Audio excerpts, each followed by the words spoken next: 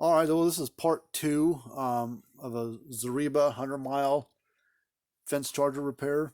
So if you need any help on repairs on one of these things, give us a call.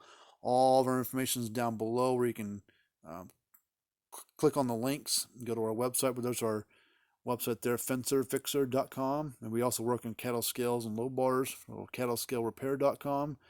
But you can call me and get a hold of me. But this is part two. The first part was we went through the thing and tested a bunch of stuff. So I'll put a link down in the description for part one where you can go back and watch that video if you haven't seen it. So what was wrong with this at the moment that we found out was this bottom SCR down here, which is very common to go bad because the transformer went bad. And so we tested the primary side of the transformer down here. Those two short black wires jumper over to it. The primary was burned open, which it happens on these things all the time. So we got to replace the transformer. We've already repaired this board here by putting a new SCR on there. There's three of them there, and only one was bad. We tested the thermal protection board, I call it, or surge board. Tested all those. It was good. Kind of did a visual inspection of the long board. Typically, if it looks good, it is good on those long boards. Everything looks fine. I'll show you how to test this capacitor, I guess. Not common to go bad. I mean, they go bad with age, but they're not. It takes 20 years or 15 years for those capacitors to get pretty weak. So we're going to test the capacitor real quick. There's no polarity to it. So if you look at your meter may not even have this, but this is a Fluke 115. It's the meter that we use. But look at that yellow symbol above my finger right there. That's a symbol, not the white one, the yellow one. That's the symbol for a capacitor. So if your meter doesn't have that symbol, you're really screwing yourself where you can't test this capacitor right. This is a pulse grade type of capacitor, not electrolytic, stuff like that. So we're going to test across here. You can't use ohms to test it. You got to use capacitance. It should be 50, and it reads 50 on the dot. So the capacitor is fine. So we stock a couple of them here that will work in them, but they don't go bad that often. All right, so to get this transformer out, you got there's some wing nuts and washers there sometimes on here, but then there's a couple nuts behind here you gotta loosen up. So let me go grab a drill, and you need a deep socket that works best. So let me go find the socket, and we'll get started here on that. All right, so this is the setup I use. I put in a drill. It's a deep socket. Deep well socket's a 3/8. I'm sure there's a metric one that will probably fit it as well, but it's a 3/8 socket. I put tape around this so I could find it easier because I use this one for this unit all the time. And I've got my 1/2-inch deal, but I have a 3/8 one somewhere, but I can't find it, so I'll just put an adapter on there to go to a 3/8 drive socket size of thing, and then I'm going to put it in my drill. And we're going to loosen it up. And pull the nut all the way off. Ooh, it's got some cross threads on the end of it. And we'll do it over here.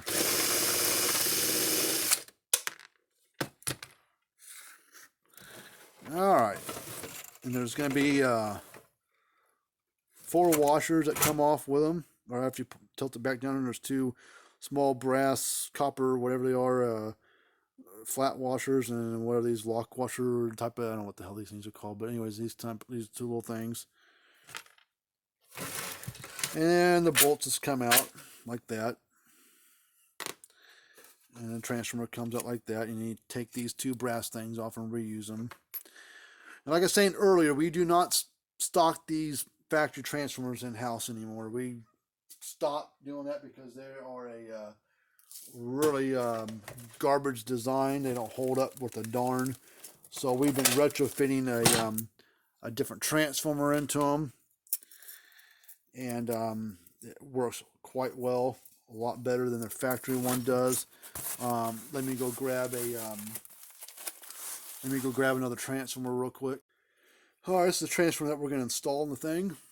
This one right here. This is one that we use in some of the old Gallagher units. These are transformers that we have custom built for old Gallagher units. and but they will work in these really well, and they're a lot better built.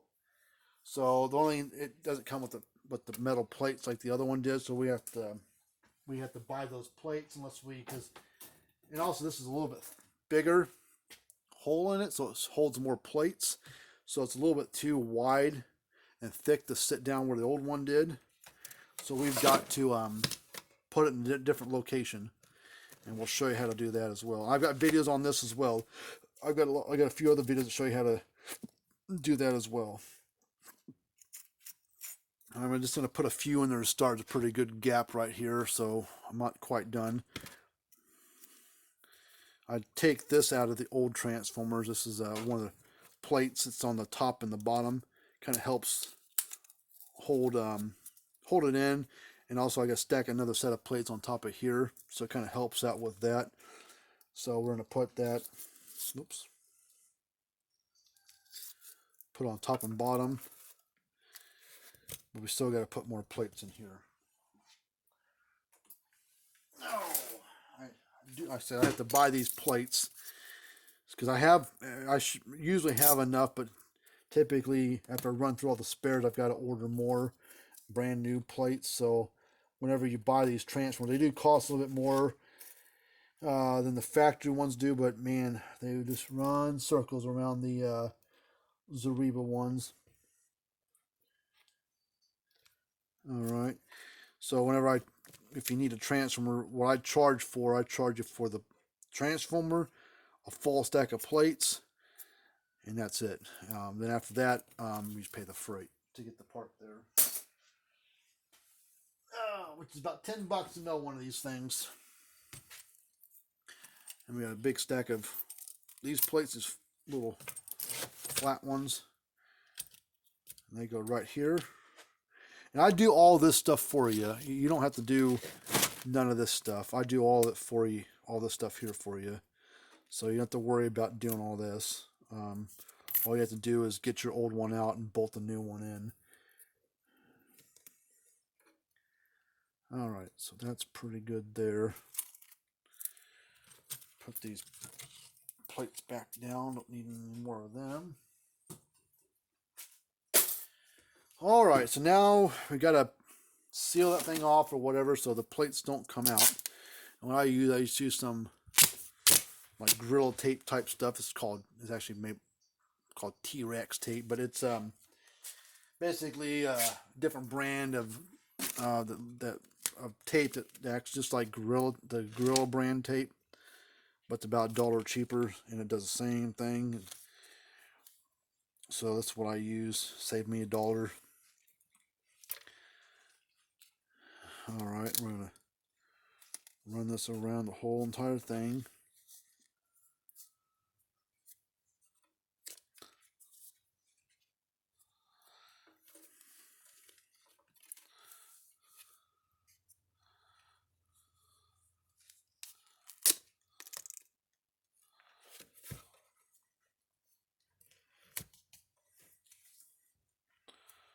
All right, now we're gonna fold the sides over.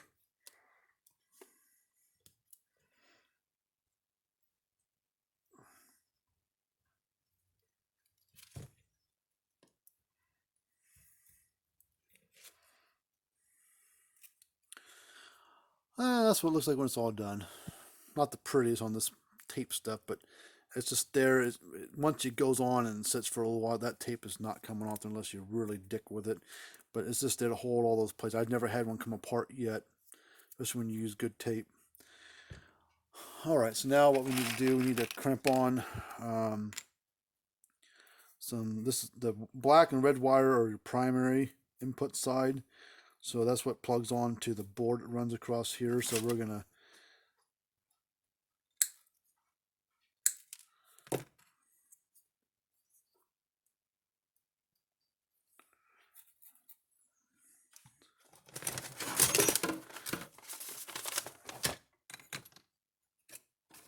crimp them on.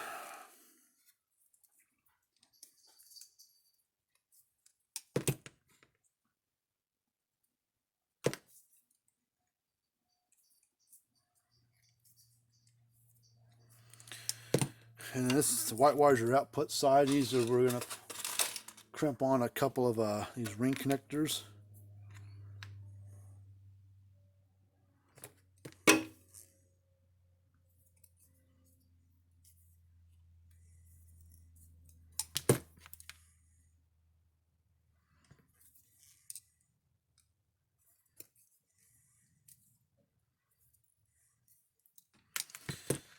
All right, so as you can see, this is the old, this is the one that we use, and this is the old factory one.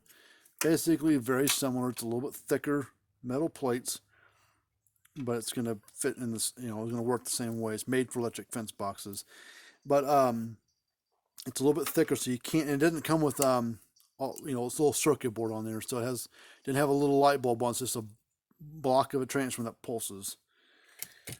So you'll lose your flashing lights if you don't care about the light not flashing. You don't have to worry about that. And the other thing we have to do is we have to drill a couple holes in the thing to make room for couple straps for it, because we have to be able to keep this thing in place. So we're going to tuck these white wires kind of down underneath it. I turn it to be where it's sitting like this, and I kind of move it up above a little bit of this where that red lens is. I'm going to drill 4 holes. And all 4 holes are going to be on the inside edges of this thing section right here. So we're going to have a hole basically right here, and one up here and here. So we're going to do that now.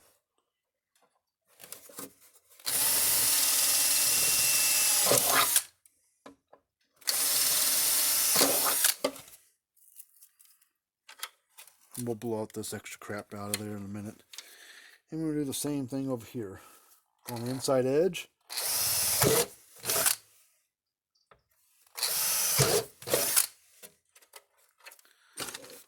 So pull it out of there for a second so I can go dump the shavings out of it. Get a can of air and blow out the rest of the little things.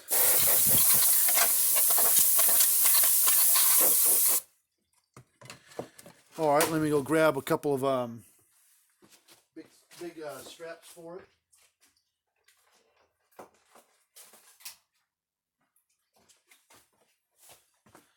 So we use these thicker, bigger cable ties.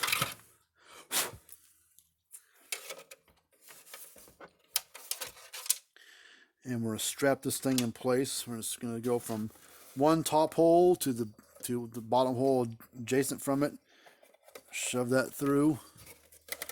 Bring it around. Shove it in the hole adjacent from it.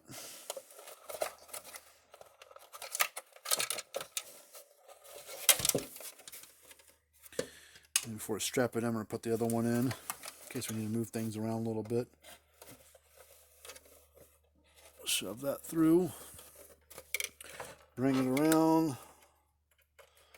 Shove it through the other one.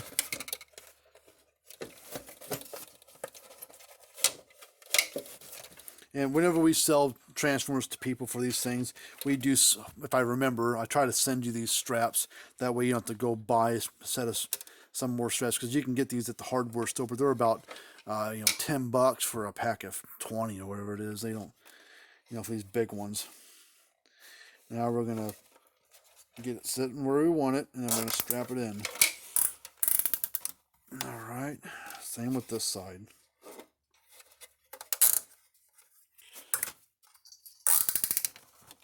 Okay, and we'll snip off the extra. One guy, not really complained, but he said, well, what about, you know, moisture and bugs getting in those holes? I'm like, well, this unit already has vent holes in it, front and back. If you look at the front side, there's these little screens right here and here, and also on the back, these right here and here. Bugs get in it all the time, and this thing shouldn't be installed outdoors anyways, unless you got it in a protective box. So you shouldn't have to worry about that. Now these white wires don't really have a polarity which wire goes where on here. So whatever one reaches, that's the one to put it in. So we're going to take these bolts, shove it back in, and those little brass things you pull off the old transformer board, keep those, and use those kind of like lock washers. Slide it back up, has kind of a square head at the base of this thing right here. It's kind of square there, and it's got a square hole here. So slide that all the way up, and kind of twist, and wherever this thing kind of, make sure it's nice and flat. You can do one bolt at a time, or you can do, when you bolt it all together, or you can put them both in and then strap them in. Let me get,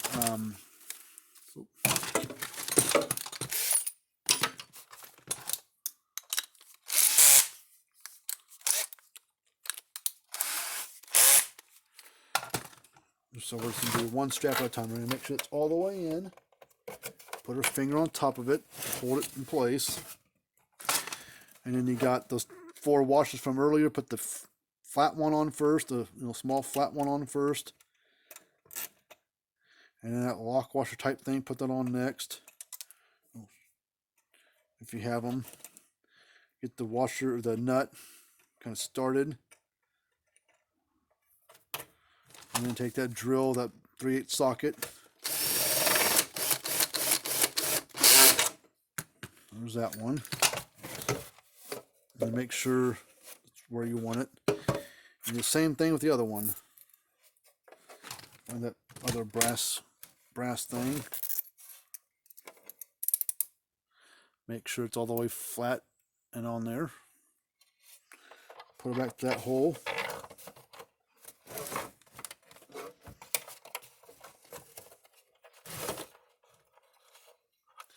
One thing you want to make sure is that, as you tighten things up, sometimes these brass things want to turn on you like that.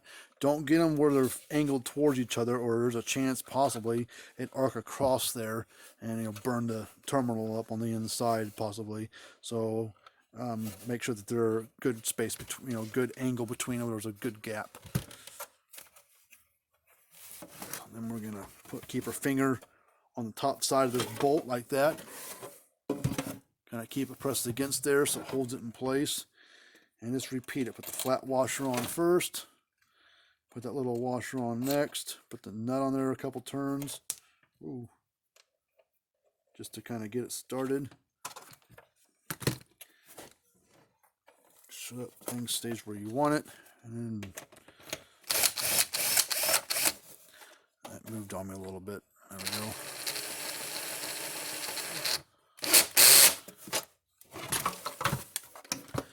There you go. Now, black thing we pulled off earlier, the first video, you can put that on there if you want. You don't really need it with this style, but it just slides over there like that. Alright, so now we're going to take this board here, slide it in there. Oh. First, we need to remove these. Come on.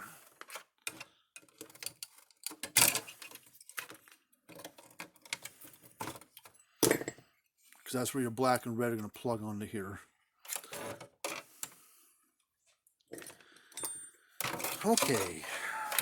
The way it sits, the black's up top, red's down below. So black's going to go on this top one, red's going to go here.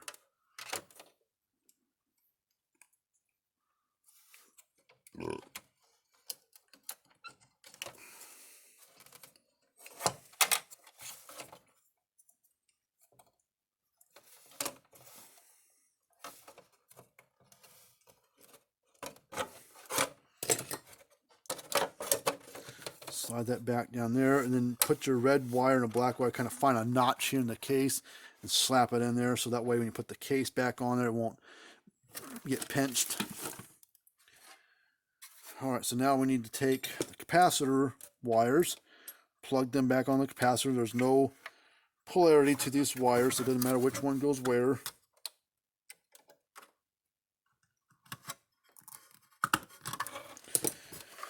Alright, so what this thing should do now is when I plug this thing in, I'm going to plug it into my power strip. Alright, I'm going to flip the switch on here in a second. What it should do, it should just go like that and start clicking. So 1, 2, 3. Every time.